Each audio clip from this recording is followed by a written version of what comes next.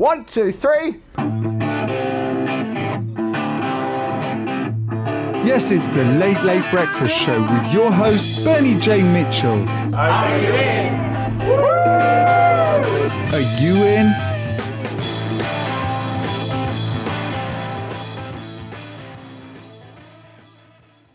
Okay. Good morning. Welcome for another well overdue Late Late Breakfast Show. But we've been so busy doing other podcasts and cleaning my kitchen that we've only just got to it. So today is Emily, the Scrum Master, and we really have been asked how we do this every day. So we thought the best way to do it is to share how we do our personal Scrum. Which did you coin that phrase, Emily, or did you steal it from Jeff? No. Well, I mean, I thought of it before I read Jeff Sutherland's book, but he was definitely the first one to come. I think it's just a natural, sort of outpouring of, there are things that you can put into your personal life, through a Scrum and make it work a lot better.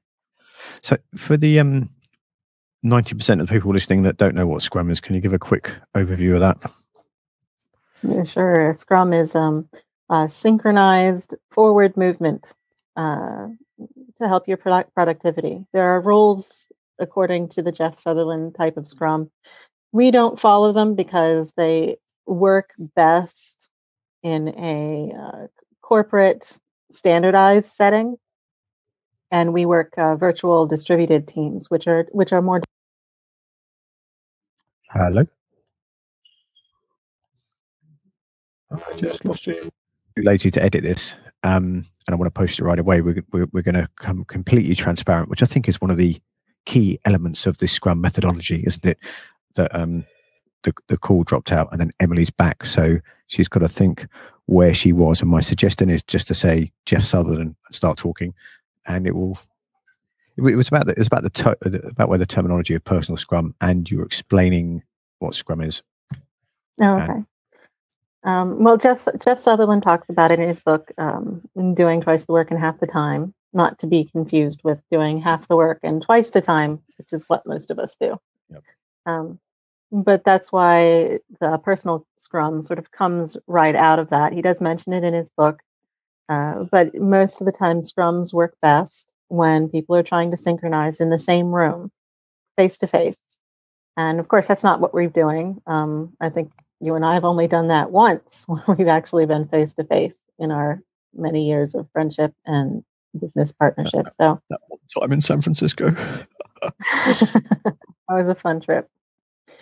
But so we organized this personal Scrum, which we do mostly professional stuff in this personal Scrum anyway. So it's kind of weird to call it that. But we've been doing that since November. I was certified last October, but we've been kind of nerdy productivity fangirls, both boys. of us. No, you're fangirl too. Okay, I'm a fangirl. I'm good with that. Yeah, you're confident enough to own that. I'm sure. I'm very in touch with my feminine side, which is why I keep purple crayons on my desk. So what we do is we use Trello every day because we're complete Trello fangirls, and other project tools are available. And I say that because I don't want people to neither of us want people to get hung up in you must use this tool, because things like Asana and Basecamp and MindMeister Kanban boards and even just post-it notes will get you through this. And this is something I really loved but found it quite hard to do, is we have a call at the same time every weekday, which is about now, which is 1 p.m. UK time. And what is it on? It's 8 p.m. right now, but it's daylight savings time. And as a kickoff effect to this, we did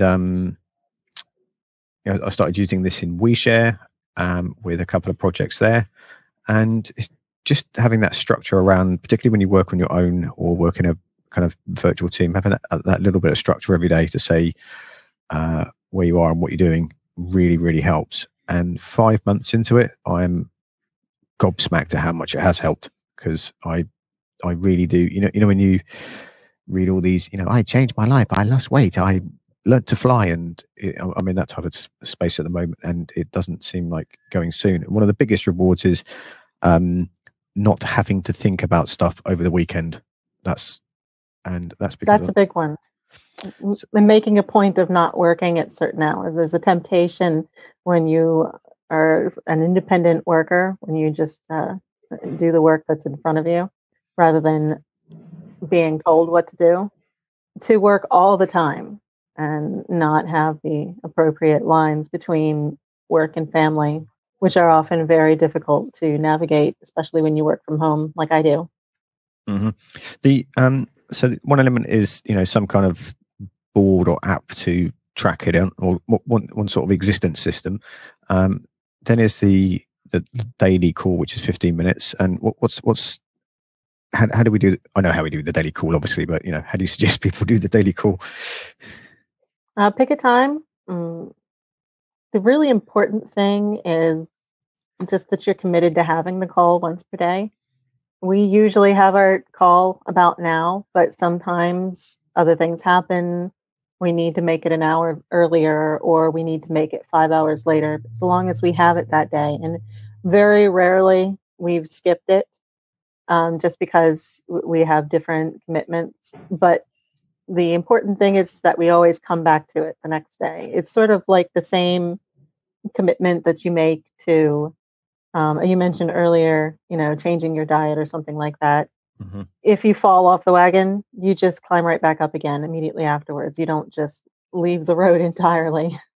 That's why being face to face, or at least talking to one another, is so important, because we have a commitment to one another, not just to ourselves, to be present. That element I found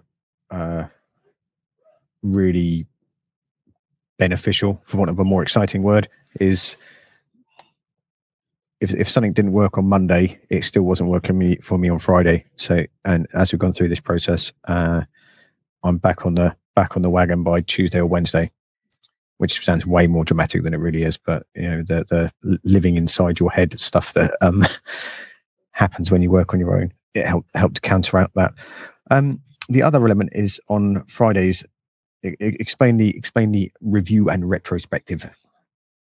We do a 1 week sprint. In Scrum, you either do, that's a set work period. It would either be a week, 2 weeks, or a month. It's not suggested you go longer than a month. And there are really good reasons for that, but I won't go into that right now. We do a 1 week sprint because we've found that it works best for our productivity. We've tried 2 week sprints, but too many things started falling off of our radar, for things that needed to get done, things that needed to be thought about, even if it's just for that 15 minutes in the morning. So that's what works for us. At the end of that sprint period, our work period, we do a review and retrospective, which in traditional Scrum you would do separate meetings. It would take several hours, but it's just the two of us. So we start with our review, which is where we look at everything that we produced in that work period. And then the retrospective, which is when we look at how we worked during that period and how we might improve. And then you and I usually go straight into a planning meeting if we still have time on that Friday, which is when we go into we move everything out of our pen, our sort of a breakdown area with our tasks, back into the backlog, go through it and prioritize everything, and then pull our tasks for the next week right back out into the pen. It gives you an opportunity to clear your mind and make sure that you don't have any quote unquote existential overhead, which is all of that stuff that you're trying to remember and your thoughts are just cycling through so you don't forget. If you commit all that to the system and you've got everything in a row and in priority, then you don't have to think about it when you're not working, which makes you feel like you can really enjoy your family and take that time off for yourself. So the thing that Emily's describing there is, like some people I work with, they have to do, doing, and done. Other people, I'm totally geeked into this, is the backlog and the sprint one and the review and retrospective. But it's having 3 columns, and it's quite hard to only put one thing in the column that you're doing at the moment. It's very, very tempting. And I still do it even as we're talking, and we'll do a little scrum in a minute, stand up in a minute. It's very, very tempting to put things in and I kid myself I'm going to get them done, and they don't. So it's actually taken me 2 months to commit to doing one or two things at a time. Like today I've got a blog, and the actual podcast we're recording now is one of the things we've got to do today. So, to sound really cool, everything's a bit more real time as opposed to time traveling time and hopeful time. So shall we dive into our little stand up now? Because otherwise we're going to... Well, let me say one thing about what you were just talking about. And that's limiting your work in progress. One of the things that I try to do is limit the number of hours that I work in a day so that I'm really focusing on what's important, which is why we have in our sprint work a limit of 2 Trello cards each. That way we're not pulling a bunch more work than we can actually do in that day or in that sprint period right in front of us, because then that, again, increases your existential overhead. You're thinking about all these other things you haven't gotten to yet. So, yeah, it took you a little while to really understand how important that is. And it's one of those things that you just have to experience for yourself. When you put a lot of stuff on your plate, you get overwhelmed and then your performance drops. If you only do one thing at a time. Yeah, what's that? I spent like 5 years being overwhelmed, and then this saved me. You're not the only one. So, I learned all this stuff because I desperately needed the structure myself. So it's not because you're really smart; it's because you needed to structure yourself, and life was falling apart. Exactly. Yeah. Oh, cool. I just thought you were really smart. That makes me feel so much better. Of course, but. So, anything more to add to that little bit before we stand up? No, let's go right into it. I feel like we should do a drum roll or have a break there. And this is the stand-up. You just did it. There we go. So do you want to kick off? All right. I don't have much in our pen right now. I've got a couple of proposals that I have going out today and a couple of meetings later. And of course, I'm voting this morning in the primaries. Go Bernie. Go Bernie. Feel the Bernie. Yeah, I'm voting for you, dude. Feel the scrum. Exactly. And that's aside from getting ready for my trip this weekend and making sure that I don't have more work on my plate than I can do until Thursday, so I don't have to work while I'm gone. That's all I've got on my plate, and there's nothing in my way. So I've got to do. I'm halfway through doing the Work Hub's newsletter and blog, and the blog is basically what we're talking about here. So that's something I've learned how to streamline things into one another. So talking about the blog's about personal Scrum, and the MailChimp newsletter is about freelancing and co-working and things like that. There's what we're doing now, and then there's something huge looming. That's it. And then I've got an appointment this afternoon, and then picking up baby Bernie, and my dad's coming around for dinner. So I've just busted my ass this morning, so I've got the rest of the day clear. So all I have to worry about is cooking and playing Lego until first thing tomorrow morning. That's good. And it's worth mentioning, because we talked about this just before the call started, that Bernie and I are both taking Friday off so that we can travel this weekend. And it's important to be really easy and make sure that it makes sense with your life. So we're having our review and retrospective on either on Thursday or on Monday. We haven't discussed that yet. Which would you prefer? I'd prefer Thursday, but I'll have to squeeze that in.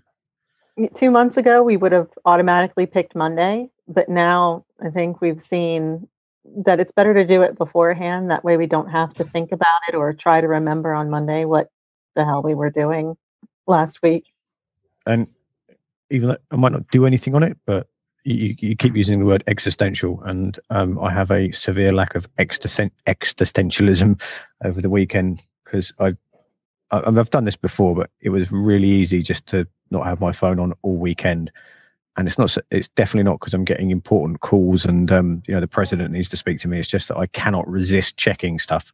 So I put it on a top shelf and switched it off, and it was you would have read this in lots of things. I was definitely more alive Monday morning, and I sent my newsletter Sunday morning, which was really fun and easy to do, as opposed to like this looming dark cloud, which is weird because it's something I've chosen and volunteered myself to do, but it was a fun thing. So that's working really well. And something that's almost into this is just since we've been doing this, I've managed to organize more and more processes of how to book people to do podcasts. This week I will be podcasting. I will have recorded and published a podcast every day, which is something I've been wishing to do since 2011, when I kind of thought I might like to get into podcasting. So all those little processes and rhythms have come up from being, chatting like this every day, and having a buddy to like really focus on what we're doing. So I've run out of things to say there. So I've got to think it's like a touchstone where you've got your home life, for example. You've got all these people coming together. Everybody has a different life. Even baby Bernie has a different life than you or Lorena. And you all come together and you come around all the activities that you have in your home. That's your touchstone. For most people, family dinner is a touchstone where everybody gets together, they synchronize. That's a family scrum, if you really think about it. And this is our professional touchstone. We do often talk about personal things here, but just as it relates to work and how it will affect our scrum.